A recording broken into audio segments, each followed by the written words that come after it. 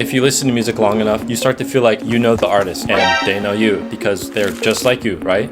Well, how come we think this way? As someone who listens to a lot of music and has thought about this for a while, I think I have some answers to help figure this out. One reason we feel connected with an artist is because you can get an insight on their current state of mind. Denzel Curry is someone who I've been listening to for years. Each time he released a new single or album, you could pick out personal tidbits about his life or state of mind. In his 2022 album, Melt My Eyes, See Your Future, which has a really good cover by the way, I'll put it on the wall eventually. On the opening track, Melt Session #1, he reflects on himself and how he behaved in the past and the way it has affected people in his own life. I wholeheartedly understand why I need to grow even though I'm grown.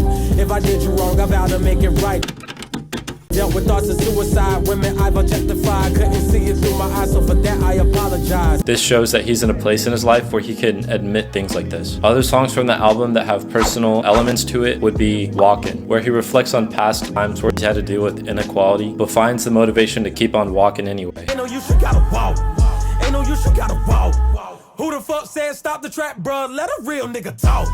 On the song The Last, he opens up about generational trauma and taking accountability. Time is getting worse for people in the ghetto. Too many homeless, people laying down too many roses. Losing loved ones that be the closest. Young man, black man, I'm a Negro. World had to heal, now the world need growth. Cops killing blacks when the whites do the most. Despite having more songs about personal issues than a lot of other artists, he still makes room for fun, less serious songs like Troubles and Sandro. Yeah, how did you not remember how it was then? Now all of a sudden I got no cousins. Now the game is colder than the Arctic, sitting in the darkness, feeling like a starless night. So I gotta beat it like regardless. It shows he still does have fun in his life and wants to reel it back sometimes. Even though this came out 2 years ago, if you listen to it now, you could get an insight on his state of mind and what he was thinking at the time, during that period of his life. Growing with an artist can introduce you to new ways of hearing a certain sound or trope within a genre whenever they experiment. Someone who does this is Don Toliver. He came up making melodic trap music, eventually getting a collaboration with Travis Scott and signing to his record label. Being in the same lane as a massive artist can cause unoriginality and a lack of ambition because they already know what's gonna work. But Don understood he'd have to find new ways to innovate his sound in order to continue growing. He already had a unique voice which helped him stand out.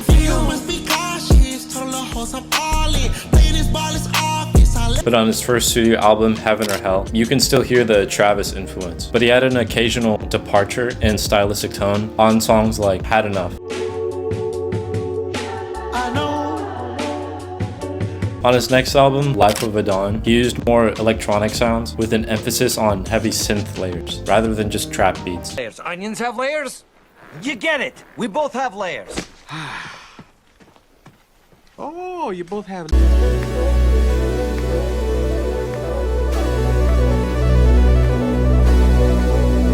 Which was further expanded upon on his next album, Lovesick. But they also incorporated wavier melodies, glossier production.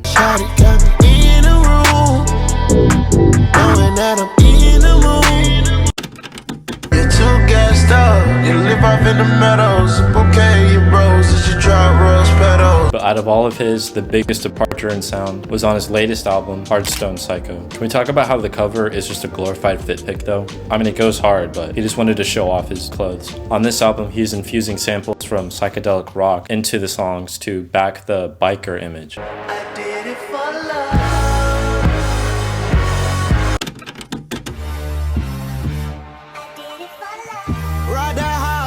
The new aesthetic surprisingly works well with his voice and pre-existing tropes, like on the opening song, Kryptonite.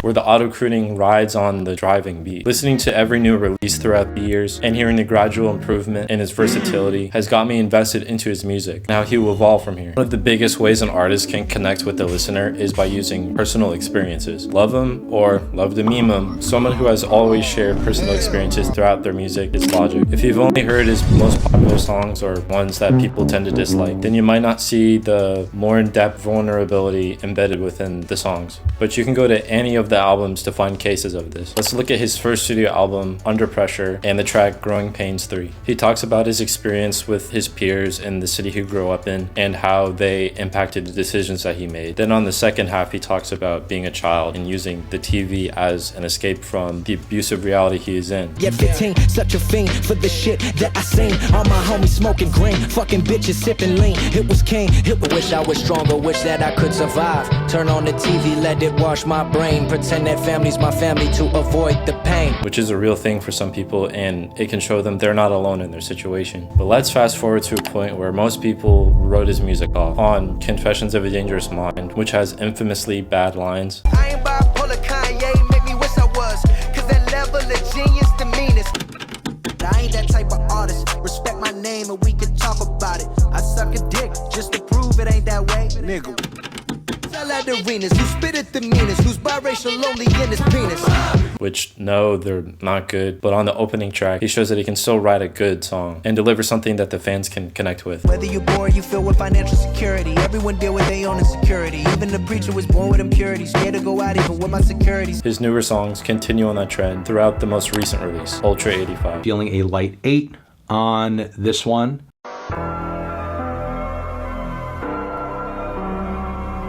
It's on the wall too. The song that got me thinking about myself through his life by the way he phrases things is Interstellar. With a soothing guitar in the background and the smooth piano mixed with the low sax, it creates the perfect mood for the subject matter that he's talking about.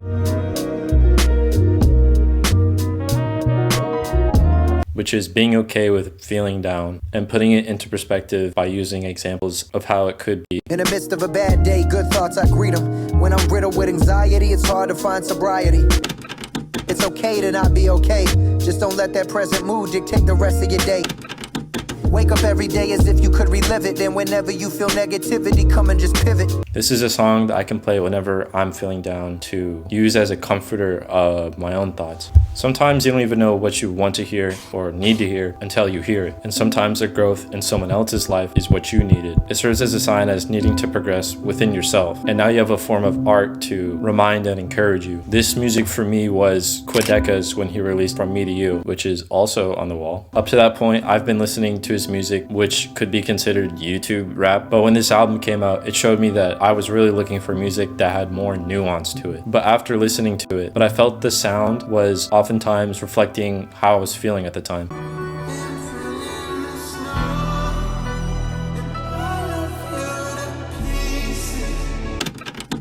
I just made 45 bands, but that shit don't mean nothing to you. I'm running out of this time to invest, can I trust it with you? Which led to my most played song of all time, which is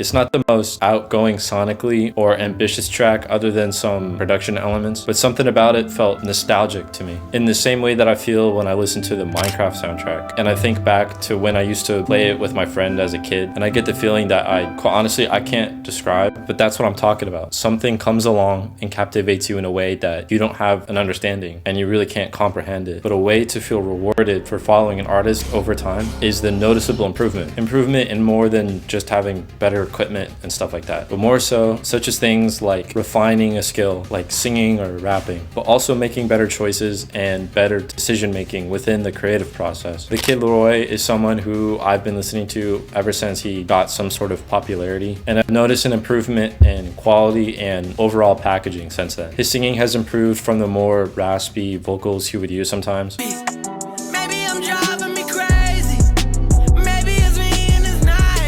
to being smoother and easier to listen to vocals that fit his style better, while still keeping the intended emotion that the original vocals were going for.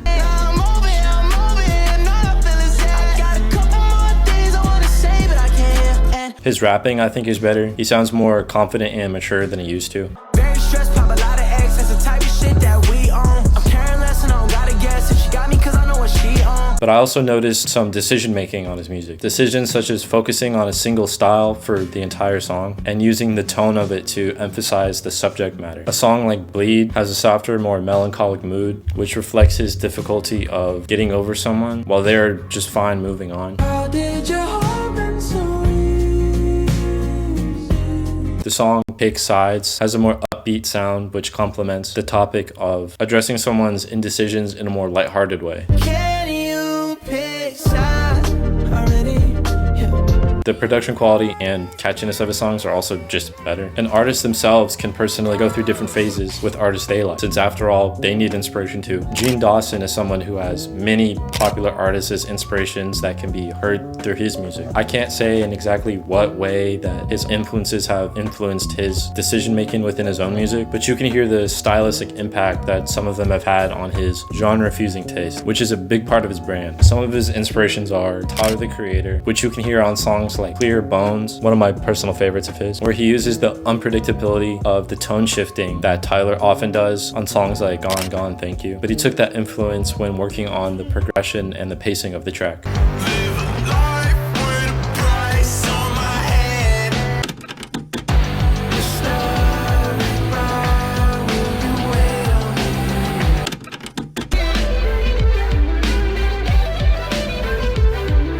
Some Nirvana tropes can be heard on Glory, with the grungy sound and distorted guitars, raspy vocals, and abrasive lyrics.